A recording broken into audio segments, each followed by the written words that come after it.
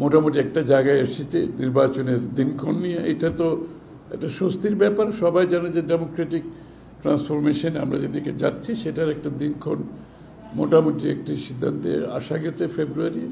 এটা সকলের জন্য স্বস্তি, শুধু বাংলাদেশের ভিতরে তো না, বাংলাদেশে যারা পার্টনার আছে বিদেশে, আমেরিকা সহ সবার জন্য একটা স্বস্তি। কারণ সবাইয়ের তো একটা এইসব ব্যাপারে একটা কর্ম পরিকল্পনা থাকে, একটা পরিকল্পনা থাকে আগামী দিনগুলোতে তারা কিভাবে কাজ করবে। সুতরাং নির্বাচনের দিনক্ষণ ঠিক হওয়াটা সকলের জন্য সিদ্ধান্ত নিতে, তাদের ভবিষ্যৎ কর্মপন্থা কী হবে, কর্মকাণ্ড কী হবে সেই সিদ্ধান্ত নিতে একটা অনেক সহজ হয়ে যায়।